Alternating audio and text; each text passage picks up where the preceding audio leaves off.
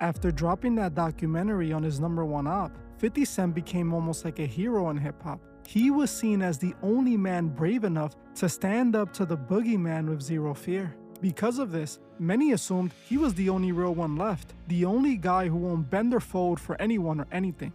But according to Choke No Joke, that might not be the case. Choke recently did an interview, and what he revealed about an industry meeting might change the way you look at 50 Cent.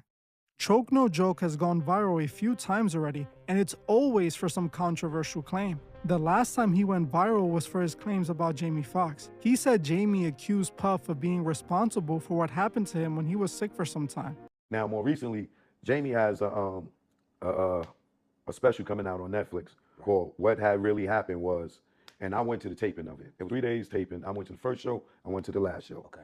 Jamie Foxx states in this spoiler alert, but Jamie Foxx states in the special that Diddy was responsible for what happened to him.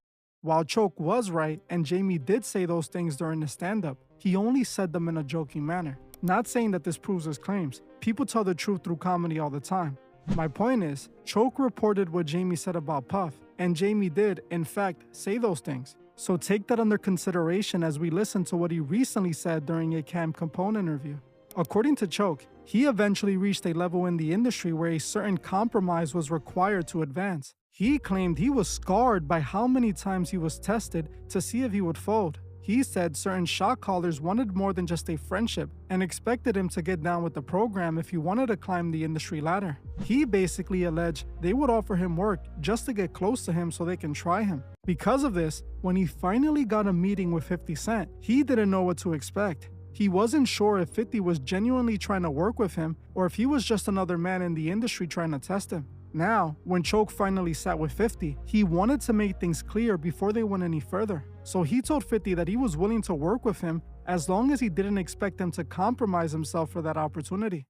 His office, he had me close the door.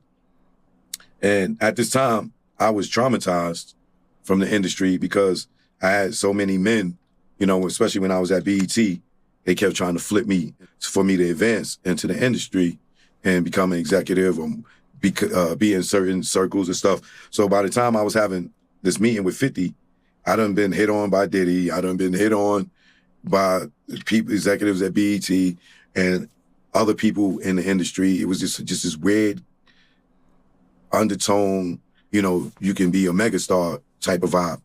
And when I had that meeting with 50, you know, the first thing that came out of my mouth was like, yo, 50, man, yo, I know a lot of people in the industry sell their souls. I'm just letting you know, man, I work with you, but I ain't with none of that.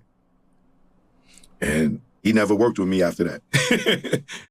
According to Choke, this immediately backfired on him. Instead of 50 assuring him this was just a genuine business move, he instead cut ties with him instantly. Choke was left wondering what caused 50 to pull out the deal like that.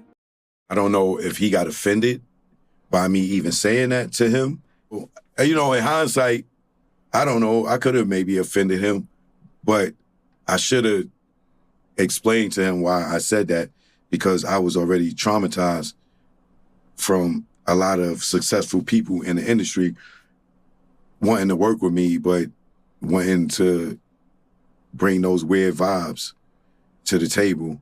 So when, you know, I'm super excited to work with 50, I just wanted to let him know, man, I don't think you those people, but I'm just letting you know I ain't with it.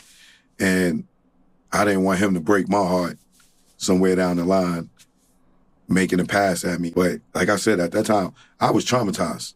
You know what I'm saying? He was stuck between two possible reasons. Was it because he had offended 50 by asking the question? Maybe 50 saw it as disrespect for him to even assume he would get down like that. Or was it because 50 Cent was actually planning on getting down like that? But we all could agree that if 50 really reacted that way, it does leave you wondering. Now, yes, it is entirely possible that 50 was just genuinely offended by his comment. He likely looked at him like he was trying to play him, basically implying that he was into those things. So 50 cut him off for the disrespect. I can't deny that that makes complete sense. especially considering that 50 has been outspoken about the very thing Choke said during this interview. 50 did multiple interviews where he called out his #1 op for trying him like that. It would be crazy if 50 were running around doing the same thing himself. But then again, Choke himself didn't rule it out. From where he sat, he couldn't tell which it was. Just to play the other side, 50 did get to a place in the industry that most never make it to. We already heard from multiple artists that at a certain point, the crossover moments come. Either you get down or you don't make it to the next level. I'm not saying this is what 50 did to make it big, but it's what Choke basically implied happened to him when he was trying to cross over, and what 50 himself complained about. Now, could it be that 50 is one of the only people who made it to that level without playing the game? It could be, especially considering he's known for his tough gangster persona. But this complaint about the industry isn't just coming from Joke No Joke. I have covered several artists who imply the same thing about the industry, trying to pressure them into compromising. Recently, we spoke about a former drill rapper, Ludfo, who was blowing up but hit a wall when it was time to go mainstream. He claimed that eventually, he got to a point where they wanted him to compromise to get to the next level. A lot of y'all rappers too, a lot of y'all rappers that want to be rappers, stuff like that, man. Make sure y'all know what y'all getting yourself into, man. Make sure y'all know what y'all getting yourself into for y'all want to be famous and want to be rappers, man. Because once you reach a certain peak in life, they gonna come after you. And everybody don't be with that, you know. Everybody ain't with. Everybody don't live like everybody don't want that. Everybody don't care to be, you know what I'm saying? See, a lot of these people do anything to be rich, do anything for money, do anything for a name, do anything to be somebody. I never was that kind of person. That's why I disappeared for so long. I recently covered this on YouTube and made a members only version of this video where I break down all his claims. While what Ludfo said sounds unbelievable to most, a massive actor basically implied the same thing happened to his wife. Popular actor Rotimi did an interview sometime back where he described his wife getting to that crossroad moment in her career. He basically said they wanted his wife to go against everything she believed in to make it big. When you're powerful and more powerful than certain men, it can kind of make it be like, if you don't go with anything that they say, she's this, she's that, she's that, she's da da da da da. So, and she didn't sacrifice herself with witchcraft, right. and for real, like right. you know, she's been approached to elevate to the next level. Oh, that's a real thing. Oh, that's a real thing, bro. That's a real thing. To get to the next level in career. Absolutely. Wow. Absolutely. Yes. Wow. It's a real thing. So she's been presented opportunities like, hey, this is what we do. This is how we move. This is the things that you have to do to get to this level by top execs. And she was like, I'm not with it. And then also she wasn't going to sleep her way to the top. She's successful. She's doing all these things. And she's to the point where it's like, I'm drunk, man. I got drink to get out my head and just find peace. And that with liquor brought depression. So at that point, she was like, this is not me. I love the music, but I hate the business. And she just was like, I can't do it anymore. So that was how she kind of let it go. But that's what made me even believe more in God. Right. You know, it's so crazy because you get desensitized to it because you'll see like interviews and there's people telling the stories. But that's what they want you to do though. Right. Yeah, that's the mission. Like enemy he can't lie to you for real. He got to tell you what it is and you choose to believe it or not. You know what I mean? Like, hey, and it's not hiding it. It's just, you just desensitized to it that, no, this is a real thing. You know what I mean?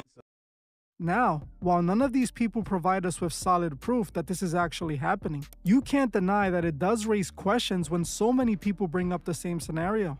This brings us back to the question Choke No Joke raised about 50 Cent. Why did he react that way when Choke gave him that disclaimer? Realistically, 50 could have just told him he didn't have to worry about anything like that. It's not like 50 Cent himself isn't aware of things like that happening in the industry. He said it happened to him. We all remember why 50 Cent claims he hates Puff. He said it was because he offered to take him on a shopping date. 50 Cent was angered by this and never let it go. That's why he has dedicated the last few years to calling him out. But to be fair, many believe 50 only started calling him out when his baby mama was allegedly tied back to Puff. If he was really offended by those comments he made, it makes sense why Choke would question if 50 was moving like that too.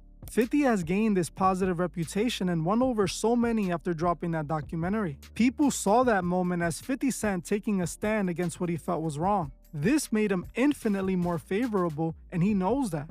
Things like this, while not verified, could make some wonder if 50 isn't quite what he presents himself as. You can never fully rule out that him producing that documentary wasn't just personal, not necessarily because he was trying to do the right thing.